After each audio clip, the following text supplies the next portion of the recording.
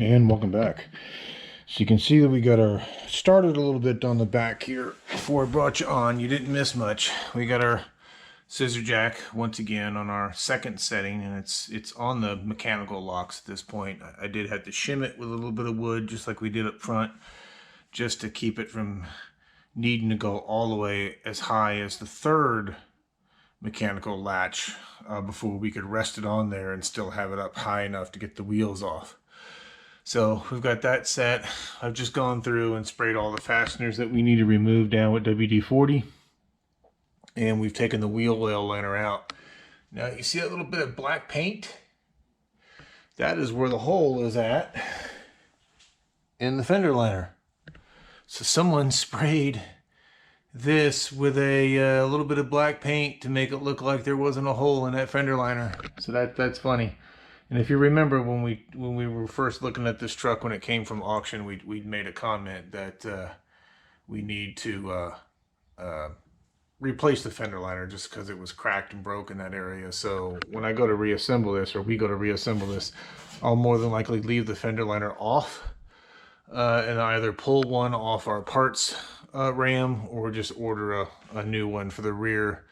And while we're here though, since we have access to it, we may take a rubber mallet to the inside of that fender well and try to pop some of those dents back out, just so it makes it easier to get that fender liner back in. But the items that we got in store for the rear of this, and you saw me do this on the 2009 as well, so it's not going to be any different of a process in that regard. But one of the things that we've got is new rear shocks, because again, this is the one. It looks like it took a hit. If you can see that there, it's all nice and dented in. And we're going to obviously get the brake caliper off, see about removing this hat. Hopefully this hat comes off fairly easy and does not fight us. And then we can take a look at the emergency brake shoes that are underneath and see if we need to replace those or not. But awesome. Okay, so that's where we set right now. Gonna start breaking some of these fasteners loose. And we have the and we also have the rear sway bar that we were looking at replacing as well, just because this thing's kind of bent like a pretzel. But to be honest with you, since we're gonna leave the fender liner out, I may do that rear sway bar last after the tires and everything are back on and the vehicle is sitting back down on the ground. I've got to look over the install notes for that one. I just want to make sure the vehicle doesn't have to be sitting on its own weight before putting that piece in or taking that piece off. I want to make sure it's not going to cause, the rear differential to drop down. I don't think that it will, because we're still attached to our drive shaft and all of our other linkages and springs and so on and so forth. So it should kind of hold itself in place, but we shall see. Now the interesting bolt to get to, or the nut to get to, is going to be for that shock right there. There's a nut on the opposite side, but it looks like thankfully with us having a standard bed on here, there is enough room that you can kind of reach in around the filler neck and the vacuum and the vent for all the lines basically running down to the fuel tank. You can kind of reach back there and get a wrench on that. So it shouldn't be too difficult on this side to get that piece out. But what I'm going to do next is focus on getting this brake caliper and this hardware off, and see about getting this mount out. I did also pull the rubber plug out from behind the brake caliper, with basically the parking brake shoes adjustment, so in case we need to back that down to get these off. Now I do have the brakes off, as you can see there, but we may have to back out that adjustment. And on those adjusters, you're going to have to go up on the adjustment on one side and the opposite on the passenger side to get them to loosen up. And as I heard Eric from South Main Auto say, whatever decision you want to turn that star screw in the back, do the exact opposite of that, and you still have the 50-50 chance of getting it wrong. Basically, turn it And if it doesn't feel like it's loosening up, then start spinning that little star adjuster the opposite direction. But with that being said, I'm going to work on getting this caliper off of here, and then I'll bring you back. It looks like it's the same process as before. Looks like it's probably got a couple of 10 mils on the back. And again, I'm not probably going to go step by step on this, with the exception of doing the shock, because that'll be new. And then when we come back to do the sway bar, that'll be new. I have other videos on the channel that show this exact same process more recently on the 2009. So I'll link that into the description below. With that being said, I'm going to start tearing this apart, and I'll bring you back. Thank you much. And welcome back. So I just want to show you, we got the caliper off, and we've got the adjustment screw situated. So I've spun the star adjuster one direction and just kept spinning the wheel until it wouldn't spin anymore, and that told me the direction of tighten. So at least on this particular model Ram, on the driver's side, spinning the star adjuster upwards tightens it, and spinning it downwards seems to loosen it. So I'm just going through and soaking this area here where there's a little bit of a gap, and also in between these studs with some WD-40, trying to get it on the inside where the rotor face meets the axle flange. It's just because I have a funny feeling it's probably rusted in place behind there. When you're taking the rear caliper off, hopefully you can see that little square opening right there. That gives you enough room that you can get in there with a pry bar or a screwdriver you're choosing, just to push the brake pads back enough in order to get it out. The two bolts that hold the bracket, the caliper mounting bracket on, are a pair of 21 millimeter. I think that was pretty much the same as the front. You can see our caliper bracket here. You can see there's not much meat left on these rear pads, judging by the way those back bolts came out, because they were still thoroughly Loctited. As a matter of fact, you can still see remnants of the Loctite within the threads. I don't think this rear assembly has ever been taken off. So we won't know the condition of the emergency brakes until we can get this rotor off. And what I'm going to do, since we have new rotors and we're going to replace this, I'm going to let this penetrate soak for a little bit while longer, and then I'm just going to whack at the back of the rotor with a nice big hammer and see if we can get this to pop loose. Again, I'm only doing that because we are replacing these rotors with the drilled and slotted ones, just like we did up front. But yeah, right now I got the parking brake backed up all the way, and yeah, that ain't going anywhere. So a couple light taps may dislodge it, or we may have to work on it for a bit to get it out of there. But with that being said, I'm gonna soak this groove down a bit more and shoot a bit more penetrant inside the gaps of where our studs come out of our rotor, to again just trying to get some penetrant down in here. And then we'll wail in this for a little bit and see if we can get this out. When we get that off, I'll bring it back and we can look at the condition of the emergency brake hardware on the inside. And hopefully we don't find a delaminated brake pad or anything of that nature that might be hanging these rotors up. Anyway, with that being said, I'll bring you back in a bit. Bye. And welcome back. So you can see we got our rotor off, and you can see what you're kind of dealing with. You see all this powder, dirt, rust, corrosion. What happens is the face of that axle here, you can see all this corrosion and rust. It literally just seizes itself to the back of the rotor. Now, thankfully, Thor hasn't let us down yet in removing these rotors. I'm just trying to find Thor now. What did I do with Thor? Ah, there's Thor. So there's Thor there. A couple of good whacks with that on the back half of this rotor. Again, we only hit the rotor because we're going to replace it with a new one. Now I did give the front of the rotor a few hits in between the studs, just to kind of shock it and break it loose, as well as, if you remember in the last clip, we were shooting penetrant between the gaps, trying to get some oil down in here. And as you can see, with as wet as this looks, it did work. It was able to get by spraying it through the, again, through the gaps of the studs and the holes, and through the gap here where the hub for the axle face comes through. It was able to get behind here and put a little bit of oil in there, so that helped us out as well. So anyway, hits from the front between the studs, just make sure you don't hit your threads and mar your threads up, and then a couple good whalings from behind with Thor got our rotor to come off. Now I'm going to compare this with a new pad, but what I see right here, yeah, they're a little bit dirty, a little bit rusty. We'll spray some brake clean on there to clean all that off, but I'll tell you right now that looks like there's plenty of meat on those e-brake shoes. And to be honest with you, they're not delaminating, they're not coming off. That was my concern. So with that being said, I think I'm going to leave well enough alone. We're going to let those be, because if you watch the video from the 2009, you can do it without removing the axle. You can fight your way in there to get to all this. It is just a royal pain to do so.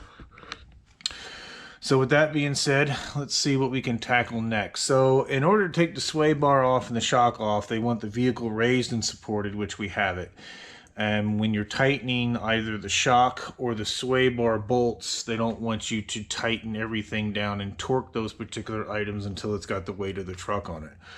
So I think what we'll do next is potentially work on getting that upper shock bolt loose, lower bolt loose, and of course we've got our sway bar in link.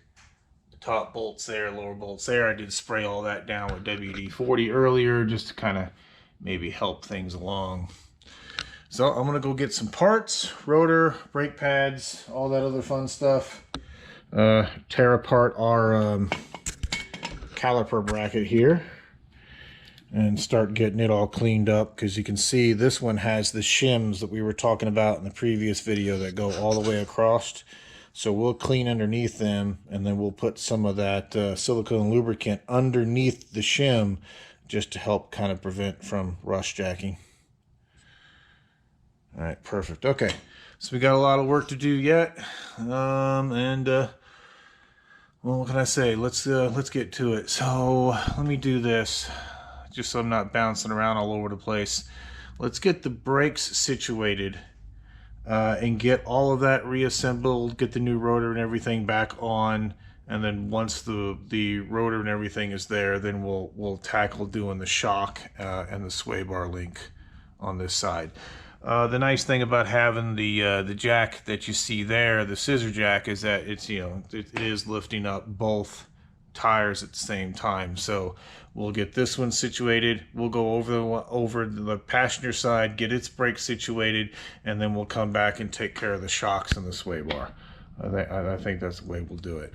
The boots on the back of this caliper look fine. They're not cracked, they're not deteriorated.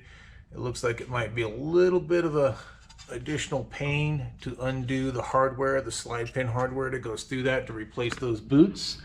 So I'm going to leave well enough alone there as well, and just kind of leave those boots in place. Now, to be fair, as you saw from in the previous video, the kit did come with replacement boots should you need them, but those look good. We're gonna go with what we got, I guess is a way of saying it. So that being said, let me get to work on cleaning up this this hub face and get some parts in here, and I'll bring you right back. Thank you. And welcome back. So I just want to show you this here about these shims. I noticed it on this when I was getting ready to take this caliper bracket apart and put the new pads and everything, clean it up and everything, put new pads in it. And you'll see where that shim right there on that side's been bent. And what that's going to cause to happen, at least in this case, is that the pad can go forward, but you can see it can't come back at all on this side because the shim is bent, not allowing it to travel backwards. So that's why it's important to, you know, have this hardware straight and clean, and you definitely don't want an obstruction like this, because it's going to lead to, basically premature pad wear. Interesting. Okay, Oh, I just figured I'd call and show you that. And so let me get this, finish getting this tore down and cleaned up, and we'll go from there. Thank you much. And welcome back. So we took a little bit of 150 grit sandpaper and sanded down the face of this, and then washed it all down with some brake clean just to clean it up and get off the large, big chunks of rust. What you're seeing right now is I did go back and coat it with a bunch of copper anti-seize just to keep this from potentially being a pain again in the future, either to help ourselves out or help the next individual out, whatever the case may be. And we've got our new rotor ready to go. I went ahead and put some brake clean on a rag and just wiped down the surface, both this surface and this surface, because remember, the inside surface here is where our parking brake is going to sit. And these are marked just like the front ones. So one is for the left driver versus, rear driver versus rear passenger. We went ahead and cleaned up underneath our brake caliper adapter, and you can see that little bit of the pink stuff. So I just, again, put a little bit of that brake parts lubricant underneath and then snap the shim in place, and hopefully it helped cut down on any rust from getting behind that and, you know, pushing that shim out and causing us any kind of a binding problem. So this is where it sits. It's just going to continue to work on getting this reassembled. Oh, and these pins up here and the boots that I didn't replace, you can see here, they move freely. You can push them, they spring back. They still have plenty of good lubricant in them. So again, we're just gonna leave that well enough alone. So that's where it sits. I'm gonna continue to get this reassembled, and then I'll bring you back. One moment. Now, I could have done a better job on this. I admit, if I had like a Wizzy wheel or a wire wheel that I could have gone over this with. But again, some 150 grit sandpaper, a little bit of WD-40, and then cleaned it all up with some brake clean afterwards. Seemed to do a pretty good job. And we went ahead and sprayed down the parking shoes with some brake clean just to remove any residual oils from our fingers and dust and, you know, rust, powder, things of that nature. With that being said, I'll bring you right back. Thank you much. And welcome back. So you can see we got our caliper bracket with our pads installed and torqued down. I did put, just like we did on the fronts, the main bolts that bolt the caliper bracket to the adapter plate on the axle. I did put some blue Loctite on those and torqued them down appropriately. It helps to put the pads in here first and then put the bracket on, because if you put the bracket on first, there's not really enough clearance to get around everything to put the rear pad on that you see there. So again, just put the pads in the bracket first, and everything should be fine. You can see we used our little trick here of our axle nut and our spare lug nut to hold the rotor in place. So now what I'm going to do is put a little bit of the silicone brake lubricant on our slide pins so we can get our caliper installed. But what we need to do next is go ahead, just like we did in the fronts, we're going to crack the bleeder screw. We're going to use our compression tool and get that cylinder, our piston, compressed, and then we're going to get it reinstalled in our wheel. So I'm going to get to work on that, and I'll bring you back once we got our caliper back on. One moment. And welcome back. So you can see we got our caliper in. The least bled from the point of being able to push the piston back. And when you're doing your brakes, just be mindful of items like this. You see how this end of this caliper kind of hooks into the bottom of the bracket, and it just kind of sits flush up here. That little tab sits flush. So just be mindful of stuff like that when you're doing your reassembly. And I'm going to wait. I've backed the adjusting screw out just a little bit already for the brakes. But what I want to do is get the other brake situated, and then I'll adjust both emergency brakes. And usually what I like to do is just kind of adjust them till they just start to kind of drag a little bit. and then I'll stop. And since we have to do parking brake cables anyway, it'll be one of the adjustments that we do when we put the new cables on it. Then we'll go ahead and adjust it to where, you know, once we, you know, engage the parking brake, the truck doesn't move. And then once we release, you know, we want it to move free. So what I'm going to do next is get this pile of parts and tools and haul over to the other side of the truck. And we're going to take care of the brakes on that one. I won't bring you along for that one because it's literally going to be the same process as we did on this one. Once that's complete, I'll bring you back, show you that it's done, and then we'll come back over here, and I think we'll tackle doing the shocks next. So that being said, let me get this stuff packed up and cart it over to the other side, and I'll bring you back when at least the brake portion's complete. One moment. And welcome back. So you can see that we got the passenger side, or passenger rear, all taken care of. Same process as what you saw on the driver's side, which is why I didn't film it, because it would have been a little bit repetitive.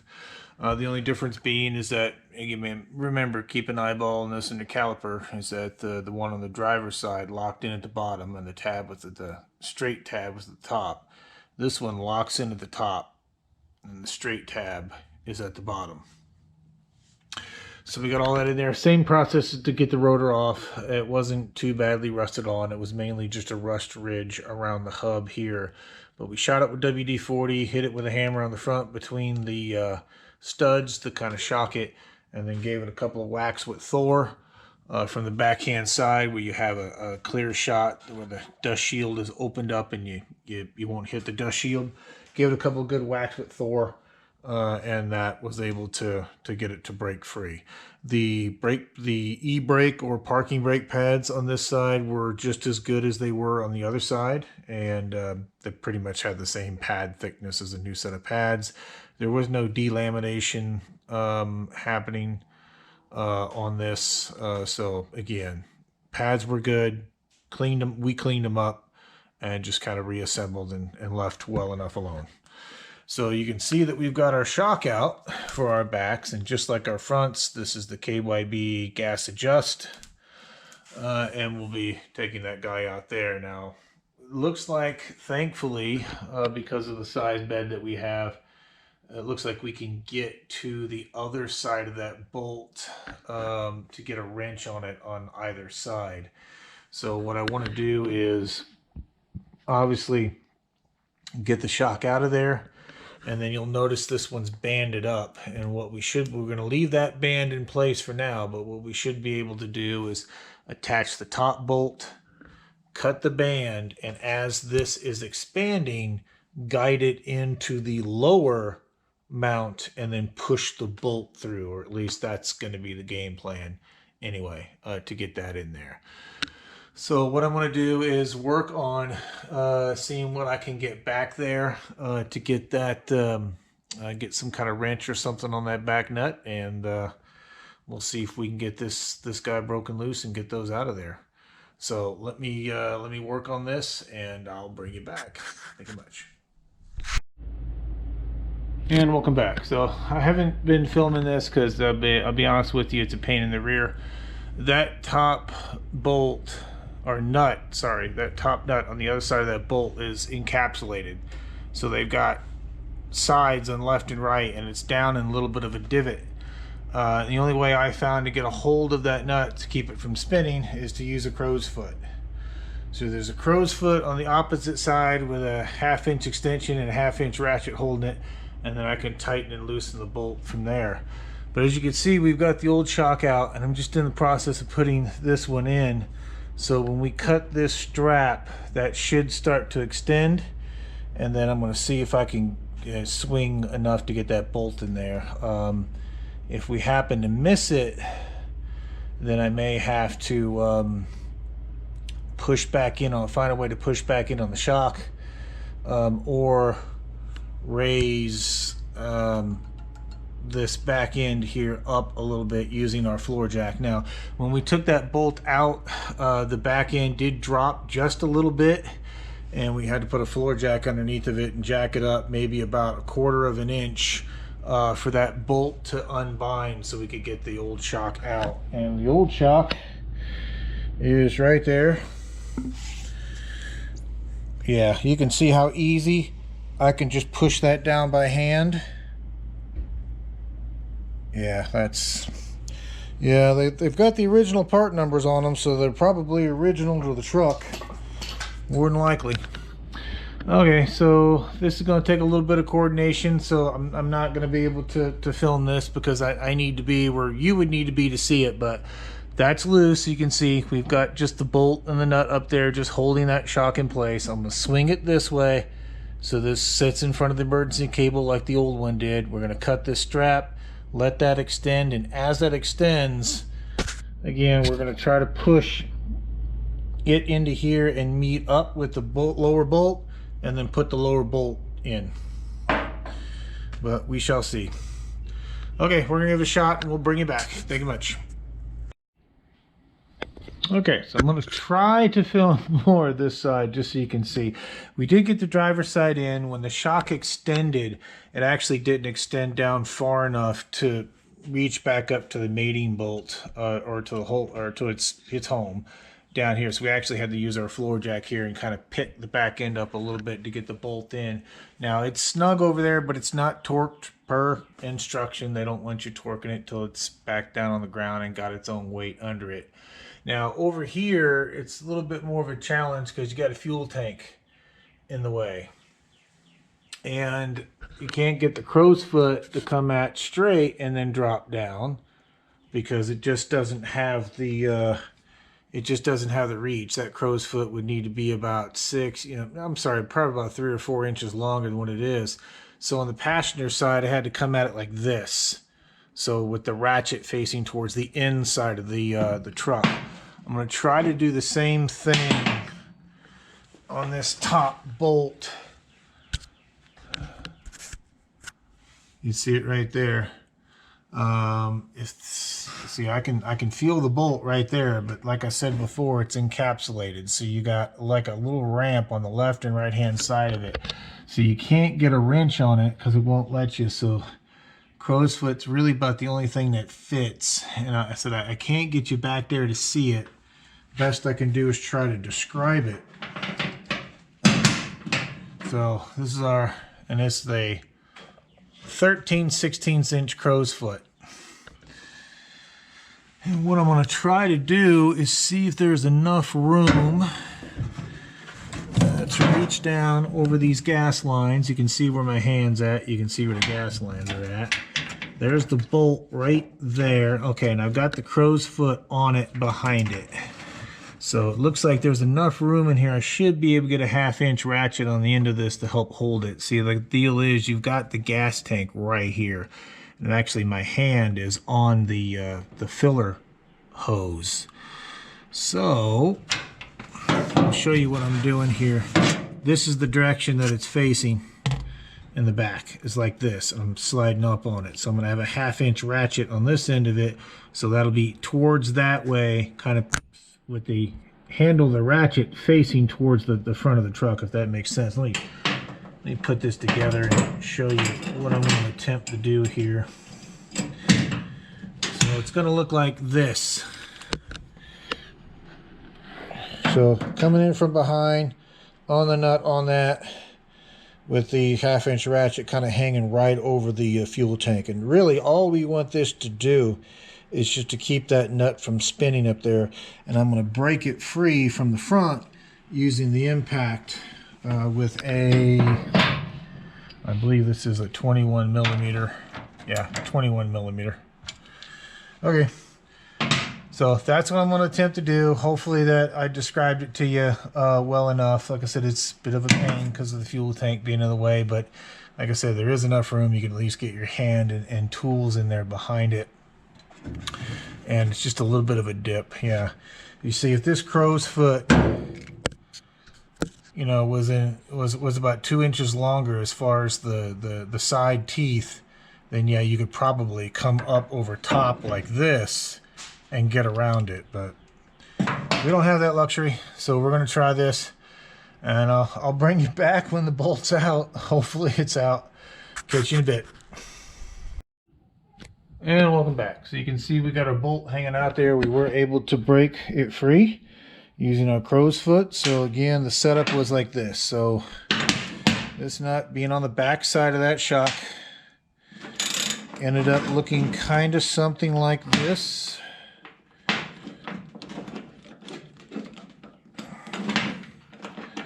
There we go. With the ratchet handle facing that way towards the front, because there's a plastic evap line going towards the right, and I didn't want to by chance break that evap line. So towards the left, at least on this one, is the main hose from coming off the filler neck into the fuel tank. So again, also you're on a fuel tank, so be careful. So you can see we got that out. Excuse me. There's just fine dust all over this truck.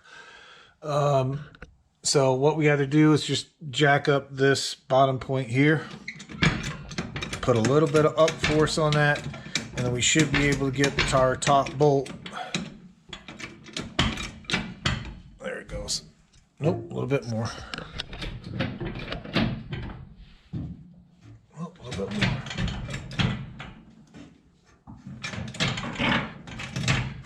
There we go. Okay. So we just have to jack that up to get the tension off of it, to basically get everything to line back up. So now what we can do is break loose our bottom hardware and then get our old shock out. So we're going to work on that now. We're going to work on getting that out and getting the new one in. And I'll bring you back, and what I'll do is I'm going to go ahead and hook up the top of the shock like we did on the passenger side, and I'll bring you back when we cut that strap so you can kind of see what I'm talking about when it extends out. One moment.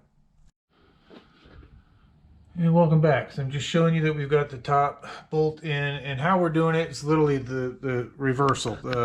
Same as removal, but reverse it in the sense that the crow's foot extension is on the back, grabbing hold of the nut with that 1/2-inch ratchet.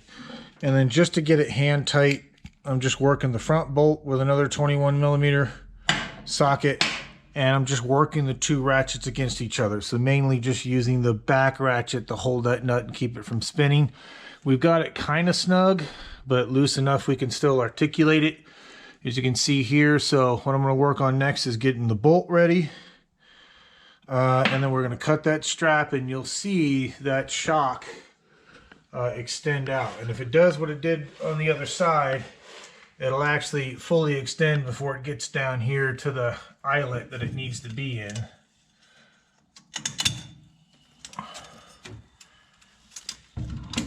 Yeah, see, just needs to come up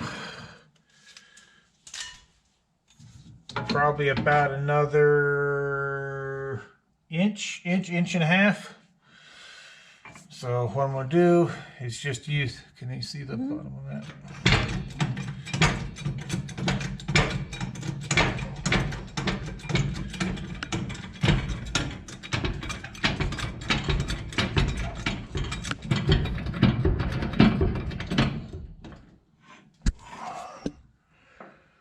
Okay, a little bit more.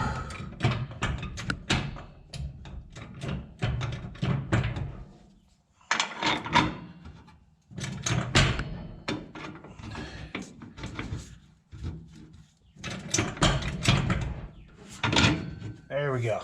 So now that we got our bolt through, it'll hold itself at that point, and then we'll put the nut on the other side. Again, we'll do it hand tight, and then when we finally get everything on the ground, then we'll go through and torque it. Now with the wheel in place, it's going to make torquing that top one probably a absolute pain in the rear, but we'll come up with whatever we can come up with.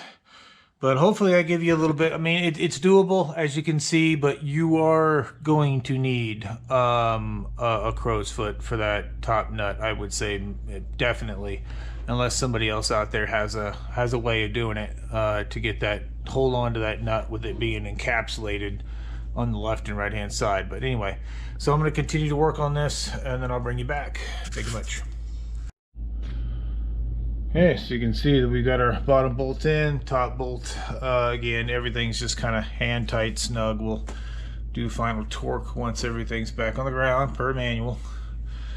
I know, and then, well, yeah, I guess it does matter because these shocks do have rubber bushings in it, so that's going to articulate a little bit once it's fully on the ground, and you want to give those bushings the ability to move.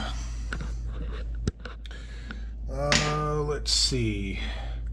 So we got one item left on this truck to take care of, and that is going to be the rear sway bar, with the one that is currently twisted up like a pretzel. So I'm going to go ahead, and all I'm going to do there is just start taking off the sway bar links. So there's two sway bar links that got to come out. You can see that we soaked down the bolts earlier, and then the clasp, the little C clasp that hold the sway bar to the differential, or rear axle housing, I should say. So if you remember earlier when we were going over the truck when we first got it and we were looking for damages, this was the damage we found on this side, which is the reason why we're replacing these shocks. And since we're replacing one, we went ahead and replaced all four, so that way they same vintage, same time frame, yada yada yada. But yeah, you can see that's a pretty nasty dent inside of that one. So I'm not sure what that dude hit, but he dented this. He bent the rim on this side. Thankfully, I'm not yet. I mean, I put a level. I didn't show this on camera, but I did take a level and put it across the axle face, in between a couple of studs in a couple of different positions, and it's still showing that axle face as being level, so it doesn't appear to be bent. And I'm not seeing anything else that would appear to be bent on here. So again, we won't know for sure until we get a decent set of tires on it, take it down, get an alignment done on it, and see what they've got to say about it. But either way, I'm rambling on too long. Like I said, I'm going to work on getting these sway bar links removed, and then I'll bring you back when we start to put the new sway bar on. Talk to you in a bit. Bye. And welcome back. So this video is getting a bit long, so I think what we're going to do is that we're going to cut it at this point. So this video will cover the rear brake service and the rear shock installs, and then when we come back in the next video, then we'll cover doing the sway bar, just to keep this video from getting insanely longer than it already is. So with that being said, if you haven't subscribed already, please consider doing so. For those of you that have subscribed, I greatly thank you. We're growing at a very nice pace, and I would like to keep the momentum in that pace growth. Again, the more we can grow the channel, the more it helps out with doing projects such as this, and the ability to bring more projects such as this to the channel itself. With that being said, I thank you, and I'll bring you back for the next one. Thank you much.